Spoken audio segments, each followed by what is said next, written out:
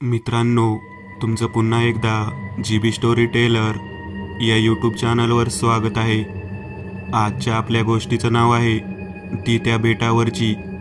भाग दुसरा. लेखिका पल्लवी जाधव. पण गोष्ट सुरू करण्याआधी जर कोणी या कथेचा या अगोदरचा भाग पाहिला नसेल तर तो भाग पाहूनच हा भाग पाहण्यास सुरुवात करावी, ही विनंती. चला तर मग अजिबात वेळ न घालवता गोष्टीला सुरुवात करूया.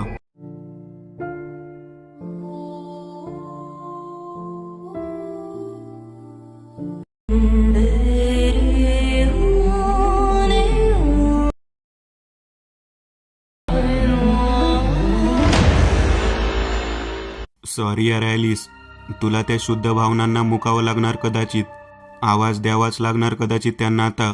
मलाही तसंच वाटतं यार मेरी. बरं जाऊ दे, दे रॉबर्टला आवाज, बघू तरी कुठे ते. ॲलिस्टरचे हे बोलणे ऐकताच मेरी रॉबर्टला हाक मारणारच की तेवढ्यात तिला रॉबर्टच्या ओरडण्याचा आवाज आला. कुठल्या तरी संकटात सापडला होता तो. त्याचा आवाज ऐकताच हे दोघेही गडबडून गेले. त्यांनी आसपास नजर फिरवली. जवळच्या टेकडीच्या दिशेने तो आवाज येत होता.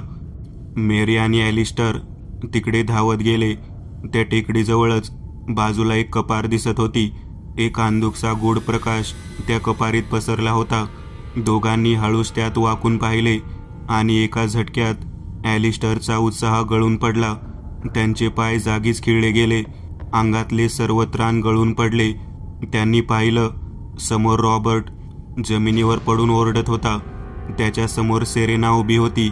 मात्र ही ती सेरेना नव्हतीच जिचं वर्णन मेरीने ॲलिस्टरला सांगितलं होतं. ही सेरेना मात्र अतिशय विकृत, अंगावरचे कपडे जागोजागी फाटलेले, अंगावर सर्वत्र जखमा, चेहऱ्यावरही शार्कच्या दातांच्या असंख्य खुणा, विस्कटलेले केस. ही सेरेना वर्षभरापूर्वी शार्कच्या हल्ल्याला बळी पडलेली सेरेना दिसत होती. ती अतिशय क्रोधाने व विकृत नजरेने रॉबर्टकडे बघत होती. रॉबर्ट रडत तिला विचारत होता, पण ॲलिस्टरच्या चुकीची शिक्षा तू मला का देते आहेस? मी काय केलं तुला? तो तुला मृत्यूच्या दारात सोडून निघून गेला, त्यात माझा काय दोष? सेरेना, मला जाऊ दे प्लीज. दोष तुझा नसला तरी तुझ्या मेरीचा आहे. तिला ॲलिसला घेऊन यायला सांगितलं होतं, पण नाही आली ती. ॲलिस्टरवरच्या क्रोधाचा अग्नी माझ्यात वर्षभरापासून घुसमत आहे. त्याचा सूड घेतल्याशिवाय मला मुक्ती मिळणार नाही. वर्षभर भटकते आहे इथे मी, पण आज कदाचित त्याला मारून मी कायमची मुक्त झाले असते. पण तुझ्या मेरीमुळे तीही आशा नष्ट झाली. जोवर ॲलिस माझ्या हातात येत नाही तोवर इथे येणारा प्रत्येकजण माझ्या क्रोधाच्या ज्वाळामध्ये भस्म होऊन जाईल. भेसूर आवाजात सेरेना बोलत होती. क्षणार्धात तिच्या वाढलेल्या नखांचे शीळ रॉबर्टच्या मानेतून आरपार झाले आणि रॉबर्टचे धड गतप्राण होऊन जमिनीवर पडलं. ॲलिस्टर अवाक होऊन सगळं बघत होता. त्याने मेरीकडे पाहिलं. मेरी रॉबर्टची ती अवस्था बघताच चक्कर येऊन खाली पडायला आली. पण तेवढ्यात ॲलिस्टरने अलगद तिला वरच्यावर धरून ठेवलं. त्याने सेरेनाकडे वाकून बघितलं. सेरेनाने आपलं रूप अचानक बदललं आणि ती कपारीतून बाहेर यायला लागली. तिला पाहताच ॲलिस्टरने पटकन मेरीला उचललं आणि एका मोठ्या खडकामागे लपला. सेरेना बाहेर आली. ती त्या खडकाजवळून पुढे निघून गेली. ॲलिस्टरने सुटकेचा निश्वास टाकला, पण अचानक थोडंसं पुढे गेल्यावर तिचे पावलं थबकले. तिने मागे वळून पाहिलं आणि वळून मागे यायला लागली. बापरे, सेरेनाने त्यांना बघितलं होतं. ती खडकाजवळ येऊन थांबली. थोडा वेळ उभी राहून ती अचानक खाली वाकली. उभी राहिली तेव्हा तिच्या हातात लाल गुलाब होता. तो पाहताच तिचे डोळे पाणावले आणि तिला ॲलिस्टरची आठवण झाली. ती एकटक त्या फुलाकडे पाहत राहिली. मात्र क्षणभरच दुसऱ्या क्षणी तिच्या डोळ्यांतल्या अश्रूंची जागा क्रोधाग्नीने घेतली. तिने आसपास पाहिलं, पण कुणीच दिसलं नाही.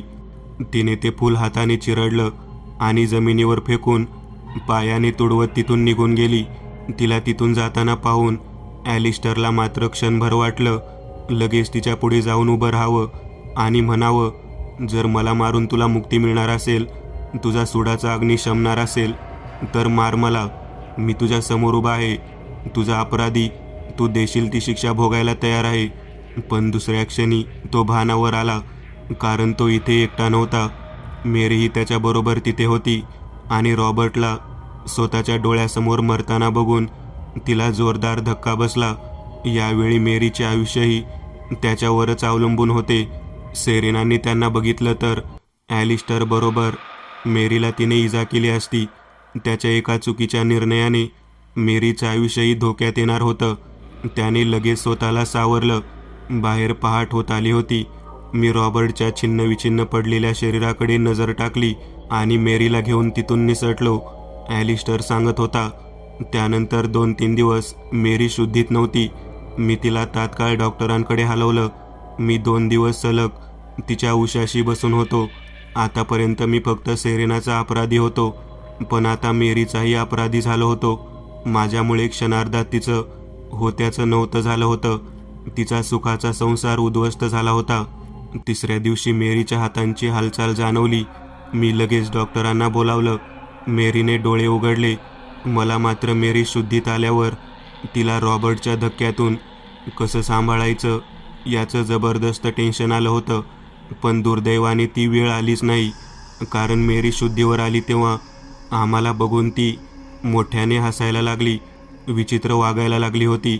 डॉक्टरांनी सांगितलं की तिने कुठल्या तरी गोष्टी मोठा शॉक घेतलाय. त्यावेळी मी सारी घडलेली हकीकत डॉक्टरांना सांगितली. हे ऐकून डॉक्टरही अवाक झाले. मेरीच्या बरं होण्याचे चान्सेस खूपच कमी होते, पण तरीही त्यांनी मला तिचा रॉबर्ट बनून तिच्याबरोबर बोलायचा सल्ला दिला. मेरीच्या त्या अवस्थेला सर्वस्वी मी जबाबदार होतो. त्यामुळे मी आहे त्या परिस्थितीत मेरीचा स्वीकार केला आणि मेरी जॉन्सन मेरी ॲलिस्टर कूक झाली.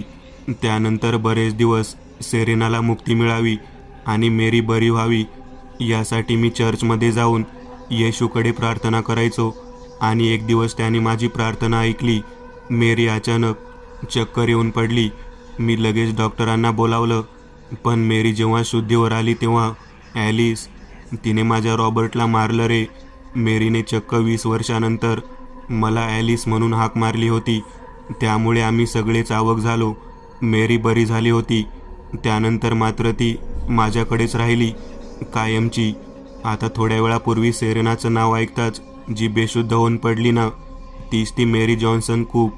आज जेव्हा तू तिला सेरेनाचा निरोप सांगितला तेव्हा बऱ्याच वर्षानंतर तिला त्या प्रसंगाची आठवण झाली, जेव्हा तुझ्यासारखीच तीही सेरेनाचा निरोप घेऊन आली होती. पण आता शुद्धीवर आल्यावर तिची रिॲक्शन काय असेल ते देव जाणे. ती नॉर्मल असेल की पुन्हा, म्हणत ॲलिस्टरने डोक्याला हात लावला. आतापर्यंत जान्हवीच्या चेहऱ्यावर असलेलं कुतूहलाचं रूपांतर आता मात्र भीती आणि नीलच्या चिंतेत झालं. ती ॲलिस्टरला काही बोलणार इतक्यात मागून आवाज आला. ती सेरेना भूत होती तर ॲलिस्टर आणि जान्हवीने मागे वळून पाहिलं. जान्हवीचे मित्र डॅनियल आणि एलेना दारात उभे होते. डॅनियल आणि एलेनाला बघताच जान्हवी उठून धावत जाऊन एलेनाच्या गळ्यात पडून रडायला लागली. बघ, मी सांगत होते नीलला नको थांबूस तिच्याबरोबर, पण नाही ऐकलं त्याने माझं. आता सेरेनाने त्याला काही केलं तर ती त्याला रॉबर्टसारखं तर नाही ना. बोलता बोलता जान्हवी अचानक गंभीर झाली. नाही, मला वाचवायला हवं त्याला. मी चालले बेटावर. नील म्हणतो मी त्याची बॉडीगार्ड आहे. मग बॉडीगार्ड असताना त्याला. बोलता बोलता ती पुन्हा हुंदके देत रडायला लागली. हा नील कोण आहे? ॲलिस्टरने उभे राहून कुतूहलाने विचारलं. ॲक्च्युली अंकल, नील आमचा मित्र आहे. तोही आमच्याबरोबर बेटावर गेला होता. आम्ही परतलो, मात्र सेरेनाने सोबत म्हणून त्याला स्वतःबरोबर थांबवून घेतलंय. डॅनियलने हताश होऊन सांगितलं. Then I am really sorry to say, but miss Janhavi, तुमचा आता बेटावर जाऊन काहीच उपयोग होणार नाही. तिथे जाणं म्हणजे आपल्या मृत्यूला निमंत्रण देण्यासारखं आहे. नील नाही परतणार आता. सेरेनाने केव्हाच त्याला. ॲलिस्टर वाक्य पूर्ण व्हायच्या आत जान्हवी ओरडली. नाही नाही मिस्टर ॲलिस्टर, नीलला काहीच होणार नाही. मी जिवंत असेपर्यंत त्याला काहीच होऊ देणार नाही. सेरेनाला नील अगोदर मला मारावं लागेल. नंतर एलेना आणि डॅनियलकडे वळून ती बोलली, तुम्ही दोघे येणार आहात का माझ्याबरोबर? आपल्या नीलला आज आपल्या मदतीची गरज आहे. तुम्ही येणार नसाल तर मी एकटी चालले.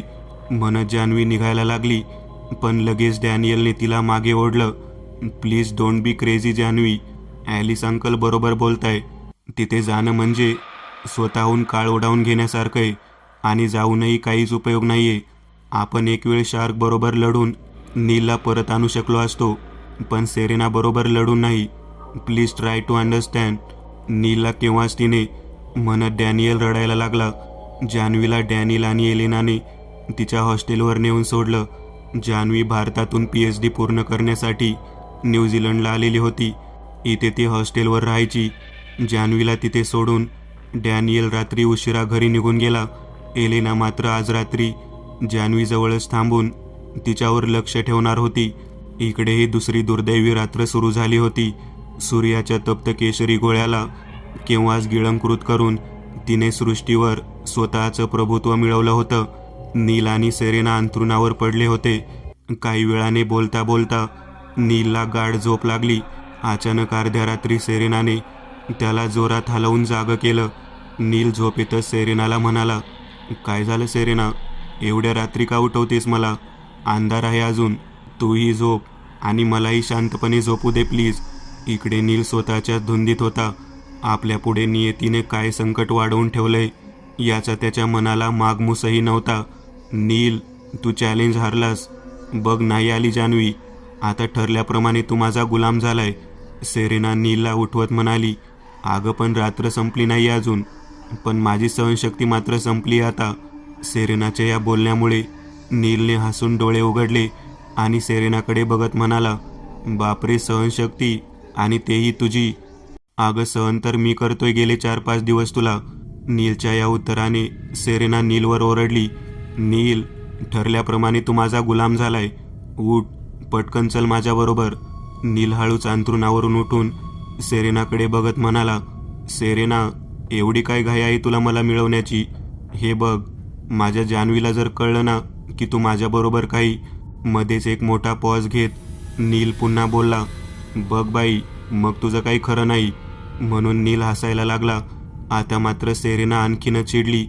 तिने खचकन नीलचा हात ओढत त्याला उभं केलं आणि ओढत स्वतःबरोबर नेऊ लागली. नील चालता चालता तिला विचारत होता, सेरेना, सांग ना कुठे जायचंय? सकाळी गेलं तर नाही का चालणार? किमान थोडंसं हळू तरी चालू शकतेस का तू? प्लीज यार. नीलने तिच्यावर प्रश्नांची सरबत्ती लावली होती, मात्र सेरेना चकार शब्द न बोलता त्याला ओढत घेऊन चालली होती. काही अंतर चालून गेल्यावर ती टेकडीजवळ येऊन थांबली. जवळच्या कपारी शिरल्यावर अचानक सेरेना नीलला म्हणाली, so welcome to my home Neel. मग कसं वाटलं माझं घर? हे तुझं घर आहे? छानच की. कधीपासून राहतेस इथे? नीलच्या प्रतिप्रश्नावर सेरेना हसून म्हणाली, झाले 40 वर्ष, तेव्हापासून इथेच राहते मी. सेरेनाचे उत्तर ऐकून नील अचानक जोरात हसायला लागला. 40 वर्ष? वा, म्हणजे आमची 20-22 वर्षांची गोडगोजिरी सेरेना 40 वर्षापासून या कपारीत राहते.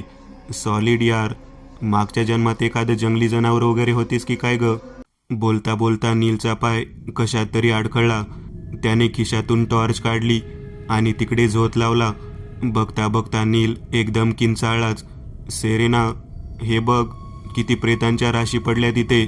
यावर सेरेना हसून बोलायला लागली, मला माहिती आहे नील, पण तुला मात्र घाबरण्याचे काहीच कारण नाही, कारण थोड्याच वेळात तूही त्यांच्यापैकीच एक होशील. सेरेना, हे काय बोलतेस तू? मी आणि प्रेत? नील गोंधळून गेला होता. नील, तुला बघायचं होतं ना मी भूत झाल्यावर किती खतरनाक असेल ते. हे बघ. नीलने गडबडून सेरेनाच्या चेहऱ्यावर टॉर्च लावला आणि नीलचे डोळे विस्फारले गेले. त्याच्या हातातून टॉर्च निसटून खाली पडली. अचानक गुहेत तोच गूढ प्रकाश पसरला. तीच विचित्र हावभाव असलेली, भेसूर, अंगावर जागोजागी जखमा नि शार्कच्या दाताच्या खुणा असलेली सेरेना त्यासमोर उभी होती. नीलच्या तोंडून शब्द फुटेनासे झाले. कोण तू? आणि सेरेना कुठे? सेरेना, कुठेस तू? मी सेरेना आहे नील. नाही, तू सेरेना नाही असू शकत. सेरेना तर शार्कच्या हल्ल्यातून वाचली होती आणि तू तर नव्हते वाचले नील. मारून टाकलं त्यांनी मला. नाही आला ॲलिस मला वाचवायला आणि जान्हवी नाही आली तुला वाचवायला. मी तुला म्हटलं होतं ना नील, ट्रू लव वगैरे असं काही नसतं म्हणून. तुझ्यावर येणारं संकट मी स्वतःवर झेलेन म्हणणारेच संकटाच्या वेळेला आपल्याला एकटं टाकून पळून जातात. बघ, तुला खूप विश्वास होता ना जान्हवीवर. चॅलेंज केलं होतंस ना मला. हारलास तू नील. नाही आली ती. सेरेना बोलत होती, पण अचानक मागून आवाज आला, नील नाही, तू चॅलेंज हारली सेरेना. बघ आलीये मी. जान्हवी मागं उभी होती. तिला बघताच नील ओरडला, हिने आपल्याला फसवलं जान्हवी. ती वाचली नव्हती शार्कच्या हल्ल्यात. जान्हवी तू का आलीस इकडे? तू पळ लवकर इथून. पण नीलच्या बोलण्याकडे दुर्लक्ष करत जान्हवी आत येत बोलली, मला माहितीये सारं नील. सेरेना तू म्हणत होती ना जगात ट्रू लव्ह नावाची गोष्टच नाहीये. हे बघ, मी सिद्ध करून दाखवलंय ते. जान्हवीचं बोलणं ऐकून सेरेना किंचाळली, असलं तरी ते माझ्या वाटेला नाही आलंय, म्हणून मी तुम्हालाही ते मिळू देणार नाही. तुलाही आता नील बरोबर इथेच मरावं लागणार.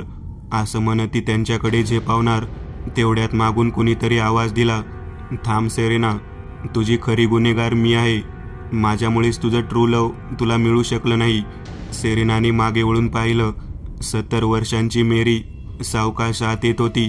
सेरेनाकडे बघून ती तिला म्हणाली, मला ओळखलंस तू? मी ती दुर्दैवी मेरी जॉन्सन, जिच्या रॉबर्टला तू तिच्या डोळ्यासमोर निर्गुणपणे मारलंस. मेरीचे डोळे पाणावले. ती पुढे बोलू लागली, मी ॲलिस्टरला घेऊन आले होते सेरेना.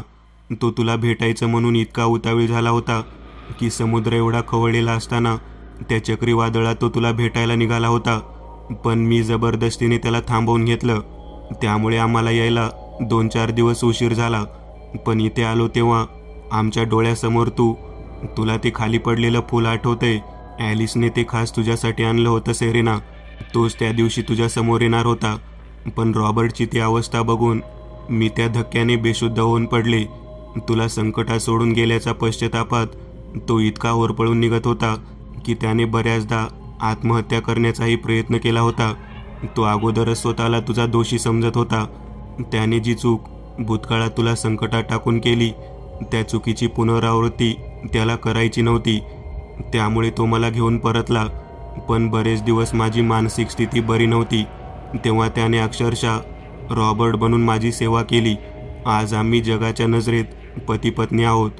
पण एक गोष्ट तुला माहिती आहे सेरेना, त्याच्या पत्नीचा दर्जा मात्र त्याने मला अजूनही दिलेला नाहीये. त्याच्यासाठी फक्त तूच त्याची सर्वस्व आहेस. फक्त तूच. आणि झाली चूक त्याच्याकडून. नाही लक्षात आलं काय करावं ते. पण तू तरी कुठे समजून घेतलंस त्याला. ही जान्हवी बघ, स्वतःचा जीव संकटात टाकून नीलचा जीव वाचवायला आली. आणि तू मात्र ॲलिसचा जीव संकटात टाकण्यासाठी कित्येक जीव घेतलेस. मेरीचं बोलणं ऐकताच सेरेनाचा राग शांत झाला. ती पुन्हा तिच्या साध्या रूपात आली. तिला आपली चूक कळून चुकली होती. गहीवरून ती मेरीला म्हणाली, माझं चुकलं मेरी, मी असं करायला नको होतं. पण मी तरी काय करू ग? मरताना मला शार्कने दिलेल्या वेदनांपेक्षा ॲलिस मला संकटात सोडून पळतोय याचं दुःखच अधिक होतं. म्हणून त्याच्या सुडासाठी मी इतके दिवस भटकत राहिले. आता मात्र सत्य परिस्थिती जाणल्यावर माझा क्रोधाग्नी शमलाय. आता या जगाकडून काहीच अपेक्षा नाहीये मला. मी मुक्त झाले. वाईट फक्त एकाच गोष्टीचं वाटतं की माझ्यामुळे तुला तुझ्या रॉबर्टला गमावं लागलं. प्लीज जमलं तर मला माफ कर. येते मी. म्हणत सेरेना जायला निघाली. थांब सेरेना, मलाही तुझ्याबरोबर घेऊन चल. मलाही आता या जगाकडून काहीच अपेक्षा नाहीये. मेरी आता पूर्णपणे बरी झाली आहे. तुझा गुन्हेगार तुझ्या समोर उभा आहे सेरेना. मलाही तुझ्याबरोबर घेऊन जा. ॲलिस्टर आत येत बोलत होता. सेरेनाने ॲलिस्टरकडे पाहिलं. 40 वर्षापूर्वीचा ॲलिस्टर आणि आताचा ॲलिस्टर खूप बदलला असला तरी मेरीच्या नजरेने मात्र त्याला लगेच ओळखलं. ॲलिस्टरला पाहताच मेरीचे डोळे अश्रूंनी डबडबले. सेरेनाला बघून ॲलिस्टरच्या डोळ्यातही पाणी तरळलं. तू काय करणार आहेस ॲलिस माझ्याबरोबर येऊन? तुला माझी ॲम्बिशन लिस्ट आठवते? अजून किती धाडसी काम करायचे बाकी आहेत माझे. तुला माहिती आहे आपल्याला एव्हरेस्ट सर करायचं होतं. शिवाय पर्वतरांगाही बघायच्या बाकी आहेत अजून. अरे हो, अंटार्क्टिकाही बघायचं राहिलंच की. हो ना. शार्कला वाटलं माझं ॲम्बिशन मध्येच थांबवावं. पण त्यांना माहीत नाही आहे माझा ॲलिस ती लिस्ट पूर्ण करेलच. करशील ना ॲलिस? सांग ना प्लीज. सेरेनाला लगेच गहीवरून आलं. नाही सेरेना, मी अपराधी आहे तुझा. मी संकटात तुला एकटं टाकून पळून गेलो. You have to punish me. ॲलिस्टर रडत बोलला. अरे ॲलिस, उलट बरं झालं तुम्हाला वाचवलं नाहीस ते. नाहीतर मला असं चिरतरून राहता आलं नसतं ना. Just look at you man. Alice, म्हातारा झालायस तू. सेरेना आपले अश्रू लपवत उगाच चेहऱ्यावर हसू आणायचा केविलवाना प्रयत्न करत होती. सांग ना ॲलिस, करशील ना तू माझ्या राहिलेल्या विष पूर्ण? ॲलिस रडतच होकारार्थी मान हलवली. चल, मी येते आता. काळजी घे स्वतःची, म्हणत सेरेना मागे वळली. सेरेनाच्या पाठमोऱ्या आकृतीकडे ॲलिस्टर पाहतच राहिला. त्याला वाटत होतं सेरेनाला लगेच जाऊन थांबवावं, पण दोघांच्या जगात मात्र खूप अंतर होतं. तिला जाताना पाहून ॲलिस्टरचं मन उचंबळून आलं. बरंच पुढे गेल्यावर सेरेना अचानक थांबली. तिने वळून ॲलिस्टरकडे बघितलं आणि जोरात ओरडली, I love you Alice, I will miss you यार. ॲलिस्टरने धावत जाऊन सेरेनाला घट्ट मिठी मारली. दोघांच्याही डोळ्यातून अश्रुधारा वाहू लागल्या. त्याच धारात त्यांच्या मनातला क्रोध जाऊन एकमेकांवरचे प्रेम आणि विश्वास घट्ट होत होता. पण खरं तर आता याचा काहीच उपयोग नव्हता. दोघांचे जग केव्हाच वेगवेगळे विभागलं गेलं होतं. एव्हाना मेरी आणि जान्हवीही तिथे येऊन उभ्या झाल्या. सेरेनाने स्वतःला सावरलं, ॲलिस्टरला स्वतःपासून दूर सारलं. अरे वा, इकडे तर तुमचं पॅचअप झालं वाटतं. आम्ही तर उगाच घाबरलो होतो, म्हणत डॅनियलनी एलेना त्यांच्याकडे चालत येत होते. पण तुम्ही इकडे कसे आलात? जान्हवीने विचारलं. रात्री मला अचानक जाग आली, तेव्हा मी आसपास पाहिलं, तिथे तू नव्हतीस. मग लगेच डॅनियलला फोन केला. ॲलिस अंकलच्या घरी गेलो तर तेही नव्हते. मग लक्षात आलं तुम्ही इथेच आले असणार म्हणून. एलेनाने स्पष्टीकरण दिलं. Bye friends, thanks once again, म्हणत सेरेना निघाली त्या अनंतात विलीन व्हायला. कायमची पूर्वेकडे क्षितिजावर लाली पसरायला सुरुवात झाली होती. त्या अनंत प्रकाशाच्या कणात सेरेनाची प्रतिकृती हळूहळू अंधुक होत कायमची विरून गेली. यावेळी जाताना तिने एकदाही वळून पाहिलं नाही. ॲलिस्टरला पाहून ती स्वतःला सावरू शकत नव्हती. जान्हवी आणि नीलच्या अतूट विश्वास आणि प्रेमामुळे सेरेना, ॲलिस्टर आणि मेरीच्या आयुष्यात हा उगवणारा सूर्य, आनंदाची उधळण करणारा, म्हणतात ना, अंत भला तो सब भला. जान्हवी आणि नीलमुळे आज यांच्या स्टोरीचीही हॅपी एंडिंग झाली होती. मी एक नवीन चॅनल ओपन करत आहे, त्यावर तुम्हाला ॲनिमेटेड हॉरर स्टोरीज पाहायला मिळतील. त्या चॅनलची लिंक या व्हिडिओच्या डिस्क्रिप्शनमध्ये दिलेली आहे. चॅनलला सबस्क्राईब करायला विसरू नका. मित्रांनो, आज पुरतं एवढंच. तुम्हाला जर काही गोष्ट आवडली असेल तर नक्की लाईक करा. तुमच्यापैकी बरेचसे जण व्हिडिओ लाईक न करताच पळून जातात, पण हा जर व्हिडिओ तुम्ही लाईक केला तर मला जरा बरं वाटेल आणि असेच भारी भारी व्हिडिओ बनवायची माझ्यात एनर्जी येईल. त्यामुळे नक्की लाईक करा. आणि अजूनही कोणी या चॅनलला सबस्क्राईब केलेलं नसाल तर लगेच सबस्क्राईब करून टाका. आणि बाजूची घंटी ती मात्र दाबायला विसरू नका. देवाची घंटी आहे ती. चला तर मग पुन्हा भेटूया अशीच एक आगळी वेगळी गोष्ट घेऊन पुढच्या